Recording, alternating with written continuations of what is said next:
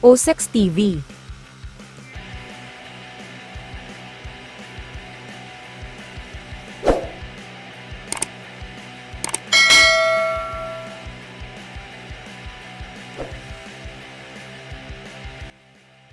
Nagtataka silang lahat. May 40 minuto na kasi ang lumipas, ay hindi pa rin nila nararating ang hangganan ng lagusang iyon. Nag-aalala naman ang iba. Pag napas lang na kasi nila ang boss monster, ay magsasara ang portal dungeon sa loob lang ng 20 minuto. Pag nagkagayon, hindi sapat ang oras na iyon para sila ay makalabas.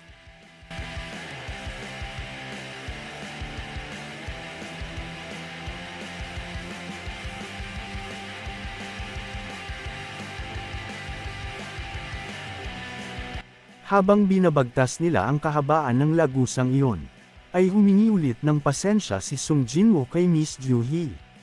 Dahil siya ang dahilan kung bakit sila napunta sa ganoong sitwasyon.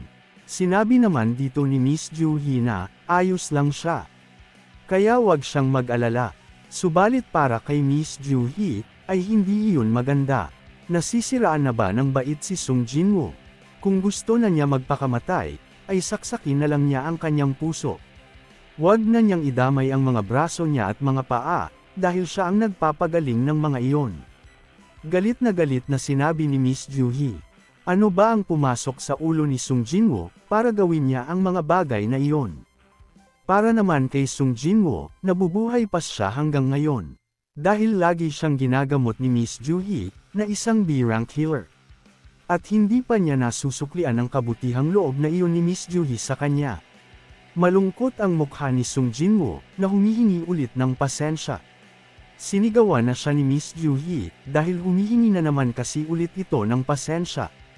Nagbuntong hininga na lamang si Miss Ju-hee. At sinabi niya dito na imbes na humingi siya ng pasensya, bakit hindi na lang siya yayain nito na kumain sa labas.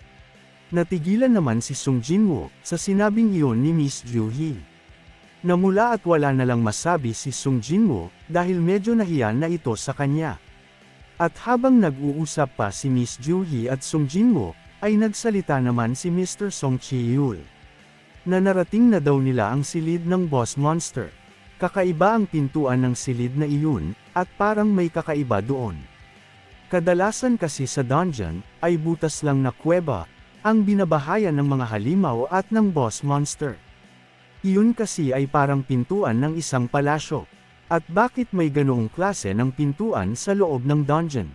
Nagsalita naman si Mr. Kim, na mukhang mapanganib sa loob ng silid na iyon. Sumang-ayon naman si Hunter Back sa sinabing iyon ni Mr. Kim. Ang ibang mga hunter naman, ay nagdadalawang isip na kung tutuloy pa ba sila o hindi. Ramdam din kasi nila ang panganib na naghihintay sa kanila doon. Nagsabi naman si Mr. Song Chi-yul na, babalik pa ba sila, gayong nakarating na sila doon. Maingat na binuksan ni Mr. Song Chi-yul ang pintuan. At siya na ang mauunang pumasok doon, at kung sino naman ang ayaw ay malaya ng makakaalis. Papasok pa rin siya kahit siya na lang ang mag-isang matira. Nagkatinginan naman ang mga hunter at nagisip.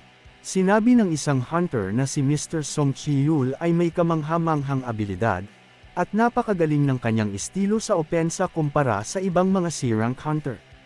Kung hindi kasi iyon gagawin ni Mr. Song Chi-yul, ay hindi siya basta-basta makakasali sa malalakas na guild. Dagdag pa ng isang hunter, minabuti na lang nila na sumunod na lang kay Mr. Song Chi-yul, para matapos na ito. Madali lang nabuksan ni Mr. Song Chi-yul, ang pintuan kaysa sa inaakala niya. Tuluyan nang nabuksan ang pintuan, at nagsipasok na ang lahat. Namangha naman ang lahat, nang isa-isang nagsindihan ang mga ilaw na sulok, na nakapalibot sa bawat sulok ng silid na iyon. Kakaiba din ang sumending apoy sa bawat sulong na andoon.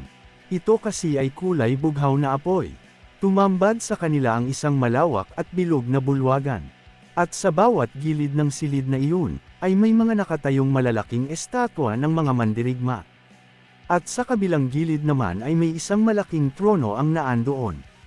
May estatwa din doon na nakaupo. Hindi yun mukhang mandirigma, pero iyon ang mas pinakamalaki sa lahat ng estatwang naandoon. Mukha itong isang hari na may nakapatong na korona sa ulo nito. Kung titignan sa malayo ang kabuuan ng silid na iyon, ay para itong isang hukuman sa harap ng isang makapangyarihang Panginoon. Nagmasid-masid naman ang mga hunter sa buong paligid ng silid na iyon. Mukhang matagal na panahon na naandoon ang silid na iyon. Nilulumot na kasi ang mga estatwa at ang mga bagay na kanilang makita sa loob ng silid na iyon. Namangha naman si Sung Jinwoo sa mga estatwang nakikita niya sa kanyang paligid. Kakaiba kasi ang mga iyon. Iba-iba ang kanilang mga hawak. Ang iba ay sandata, at ang iba naman ay mga instrumentong musika. Magandang ang pagmasdan ng mga estatwa, pero nakakatakot pa rin dahil sa dami nila. Nagsalita ang isang hunter na para bang may kung sinong nagmamasid sa kanila. Sinabihan naman ito ng isang hunter na huwag mag-isip ng mga ganoong bagay. Namangha naman ang isang hunter sa isang pinakamalaking estatwang naandoon. At sinabi pa nito na, hindi daw ba iyon ang boss? Sumagot naman ang isang hunter na, malabo iyong mangyari. Dahil isa lang iyong estatwa. Sabi naman ni Sung Jinwoo na, iyon lang ang nag-iisang pinakamalaki sa lahat ng estatwa. Sa pagmamasid ng mga hunter sa paligid, ay wala naman silang makita kahit na isang halimaw na naandoon. Sa gitna ng silid na iyon, ay may nasalat si Mr. Song Chi-yul sa kanyang tinatapakan. Nagtaka naman si Mr. Song Chi-yul, iyon ba ay isang magic cell? Nag-iisip si Mr. Song Chi-yul kung ano ba talaga ang bagay na iyon na kanyang natapakan, nang tawagin siya ng isang hunter. Mayroon kasi silang nakita na mga nakasulat doon, at kailangan niya itong tignan. Isa iyong malaking lapida na may mga nakasulat, at hawak-hawak iyon ng isang mukhang anghel na estatwa. Lumapit naman ang lahat ng mga hunter doon, upang tignan ang mga nakasulat sa lapidang iyon.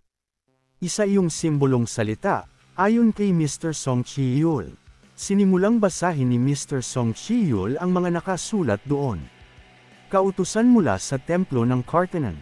Una, sambahin ang Panginoon. Pangalawa, purihin ang Panginoon. Habang binabasa ni Mr. Song Chi-yul ang mga nakasulat sa lapida, ay hinawakan ni Miss Juhi ang manggas ng damit ni Sung Jinwoo. Takot nitong tinuro niya kay Sung Jinwoo ang malaking estatwang nakaupo sa trono. Pangatlo, patunayan ang iyong pananampalataya. Sinabi ni Miss Juhi na gumalaw ang mga mata noon, at tumingin sa kanila. Sinagot naman siya ni Sung Jinwoo, na baka nagkakamali lang siya ng nakita.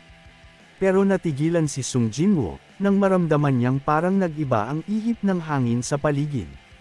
Sa mga hindi susunod sa kautusan, hindi na makakabalik pa ng buhay. Nang matapos na sa pagbabasa si Mr. Song Chi-yul, ay biglang sumara ng malakas ang pintuan na naandoon. Nagulat naman ang lahat na napalingon sa pintuang nagsara. Takot namang nagsalita ang isang hunter, kung ano na ang gagawin nila ngayon. Takot at padabog namang umalis ang isang hunter, at nasagi niya ang isa pang hunter sa balikat. Sinabi pa nito na hindi na niya matitiis ang ganoong sitwasyon nila. Isang pagkakamali ang pumunta pa sila doon. Aalis na siya at wala na siyang pakialam pa sa boss monster, sa kayamanan at sa kung ano paman. At galit na itong tumungo sa pintuan para buksan. Napansin naman ni Mr. Song Chi-yul, na gumalaw ang isa sa mga estatwang nakabantay sa kabilang bahagi ng pintuan. Sinigawan niya ang hunter na tumungo sa pintuan, na lumayo siya doon at huwag siyang hahawak sa pintuang iyon. Pero, huli na para doon. Inihampas ng estatwang mandirigma, ang kanyang hawak na sandata sa ulo ng hunter na lumapit sa pintuan. Wala nang ulong bumagsak ang hunter sa lapag. At bumalik na sa dating pagkakapwesto ang estatwang mandirigmang iyon, na nakabantay sa pintuan. Gulat at takot naman, ang mga hunter na nakasaksi sa pangyayaring iyon. Takot ding nasabi ni Hunter Back, na kung lalabanan daw ba nila ang mga higanteng estatwang iyon. Tulala at gulat na gulat din si Sung Jinwoo, sa kanyang mga nasaksihan habang napayakap dito si Miss Juhi na takot na takot. Natigilan na naman ulit si Sung Jinwoo, nang maalala niya ang sinabi ni Miss Juhi kanina, na gumalaw ang mga mata ng isang estatwa na nakaupo sa trono. Takot na lumingon si Sung Jinwoo, sa estatwang nakaupo sa trono at nanlaki ang mga mata niya. Nakita kasi niya ito, na nakatingin sa kanya na nanlilisik ang mga mata.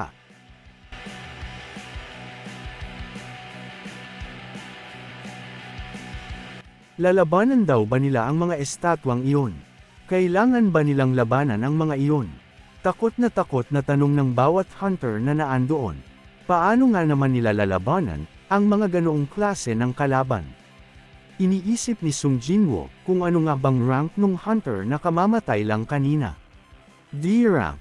Hindi naman siya mahina, hindi gaya niya na isang E rank lang. Pero bakit isang hampas lang sa kanya ay wala na agad siya? Naisip pa ni Sung Jinwoo na hindi lang D rank ang dungeon na pinasok nila ngayon. Wala kasing halimaw sa D-rank dungeon, ang hindi kayang talunin ng isang D-rank hunter. Sinabi naman ni Mr. Song Chi-yul na, kung gumagalaw ang isang iyon, ay siguradong gumagalaw din ang iba pang mga estatwang naandoon. Pero sandali, natigilan naman si Mr. Song Chi-yul, nang maalala niya ang isang pinakamalaking estatwa na nakaupo sa tronong iyon. Gulat na sabi pa ni Mr. Song Chi-yul na, siguradong gumagalaw din ang isang iyon na pinakamalaki sa kanila. Sabay turo sa malaking estatwang nakaupo sa trono. Lumingon naman si Sung Jinwoo sa estatwang tinutukoy ni Mr. Song Chi-yul. Nanlaki ang mga mata ni Sung Jinwoo, nang tumingin sa kanya ang estatwang iyon na nanlilisik ang mga mata.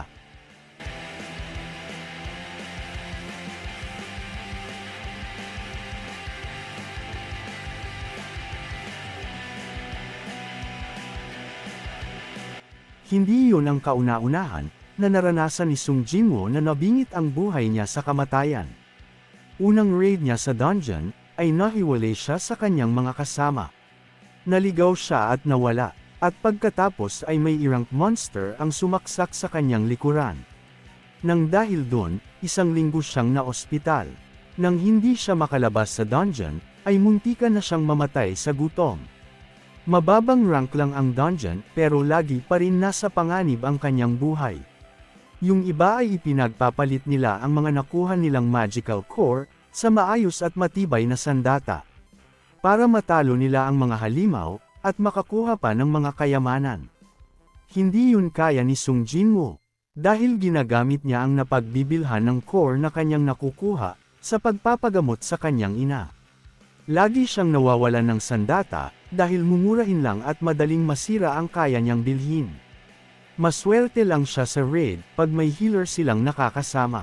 Madalas din siyang pag-usapan, maliitin at tuyain ng mga kapwa niya hunter. Sinasabihan siyang, walang silbi at pabigat lang sa mga kasama niya sa raid dungeon. Yung araw ding iyon siya tinawag na, pinakamahina sa lahat. May pagkakataon ding nasira na ng tuluyan ang kanyang sapatos. Yung mga araw na lagi siya nagtatamo ng pinsala, ay lagi din niya naririnig ang panunuya sa kanya ng mga kasama niya. Hindi na lang niya iyon iniintindi. At dahil kailangang tapusin ang ganoong klaseng trabaho, ay lalo pa mabibingit sa kamatayan si Sung Jinwoo. At dahil doon kaya alam niya sa pakiramdam, ang mabingit sa kamatayan. Nang makita ni Sung Jinwoo na tumingin sa kanila ang malaking estatwang iyon na nanlilisik ang mata, ay takot naman si Miss Juhee na para bang hindi na nito alam ang gagawin. Napansin naman ni Sung Jinwoo na nagbabaga na ang mga matang iyon, na para bang may gustong kumawala doon. Naalarma naman si Sung Jinwoo at sumigaw siya sa mga kasama niya na yumuko silang lahat. Nagtaka naman sila Mr. Kim at ang iba pang mga hunter, sa sinabing iyon ni Sung Jinwoo. Nagulat naman silang lahat nang biglang, may lumabas na nagbabagang liwanag sa mga mata ng estatwang nakaupo sa tronong iyon. Yumuko si Sung Jinwoo kasama si Miss Juhee upang hindi sila tamaan ng nagbabagang liwanag na iyon, na lumabas sa mata ng estatwa. Sa lakas ng atakeng iyon, ay nawasak ang sahig sa lapag. At pagkatapos ng pag-ataking iyon, ay nagkumustahan ang lahat kung may nasaktan ba. Napasigaw naman ang isang hunter, nang may tumambad sa harapan niya na isang putol na kamay. Sa laki ng pag-ataking iyon, ay hindi lang isa ang kaya noong paslangin. Kung hindi dahil sa babalang iyon ni Sung Jinwoo, ay siguradong ubos silang lahat doon. Bumangon naman sa pagkakayuko si Sung Jinwoo, at tinatawag nito si Miss Juhee. Nawalan kasi ito ng malay. Bigla namang sumigaw si Mr. Song Chi-yul na wag silang tatayo. Manatili lang sila sa kanilang pagkakaupo. Kung tatayo sila ay muling aatake ang higanteng estatwa. Sumang-ayon naman doon ang mga hunter. Tinawag naman ni Sung Jinwoo si Mr. Song Chi-yul dahil nawala ng malay si Miss Ju-hee. Sabi naman ni Mr. Song Chi-yul, ganoon daw talaga si Miss Ju-hee. Hindi nito kaya pigilan ang kanyang takot. Kaya yung mga madadaling raid dungeon lang ang ginagawa nito kahit isa siyang B-rank killer. Pero ang gaya nito, hindi ito isang madali lang. Yung mga hindi agad nakailag, sila yung mga tinamaan at namatay. At ang natira na lang, ay yung mga nakarinig sa babala ni Sung Jinwoo at umaksyon agad. Nagtanong naman si Mr. Song Chi-yul kay Sung Jinwoo, kung paano niya nalaman na mangyayari ang mga ganoon. Naghinala kasi si Mr. Song Chi-yul na nakakakita si Sung Jinwoo ng mangyayari sa hinaharap. Tumanggi naman doon si Sung Jinwoo. Sinabi lang niya na kaya niya iyon nalaman, ay dahil sa naramdaman lang niya ang panganib. Nagulat naman si Sung Jinwoo nang makita niya na wala na ang kaliwang braso ni Mr. Song Chi-yul. Sinabi naman ni Mr. Song Chi-yul na ayos lang siya. Tulungan na lang siya na pahintuin ang pagdurugo ng naputol niyang braso. Lumapit naman dito si Sung Jinwoo at tinalian niya at binendahan ang naputol na braso ni Mr. Song Chi-yul. Habang tinutulungan ni Sung Jinwoo si Mr. Song Chi-yul, ay tinanong niya si Sung Jinwoo na kung para sa kanya, anong rank ang dungeon na kinalalagyan nila ngayon. Sumagot naman si Sung Jinwoo na, hindi niya alam. Hindi pa siya nakaranas na mag-raid sa dungeon, na mas mataas pa sa D-rank. Sabi naman ni Mr. Song Chi-yul na, naranasan na niya mag-raid sa dungeon na B-rank. Isang beses o dalawa na. At masasabi niyang ang lugar na kinalalagyan nila ngayon, ay mas mataas pa sa B-rank dungeon. At sa nakita nilang kayang gawin ng mga estatwang iyon, ay hindi yun kayang gawin ng isa lamang na halimaw. Sa palagay ni Mr. Song Chi-yul, ito ay isang A-rank, hindi. Isa itong S-rank dungeon. Sa ngayon mayroon ditong kautusan sa templo ng Kartinon. Una, sambahin ang Panginoon. Pangalawa, purihin ang Panginoon. Pangatlo, patunayan ang iyong pananampalataya. Sa sino mang hindi susunod sa kautusan, ay hindi na makakabalik ng buhay. Sinabi ni Sung Jinwoo kay Mr. Song Chi-yul na, sa palagay niya, ang tinutukoy na Panginoon ay walang iba kundi yung pinakamalaking estatwa. At tumingin sila sa estatwang nakaupo sa kanyang trono. Nasabi pa ni Mr. Song Chi-yul na, ang pagpaslang sa kanilang lahat ay kinakailangan ng marami pang oras.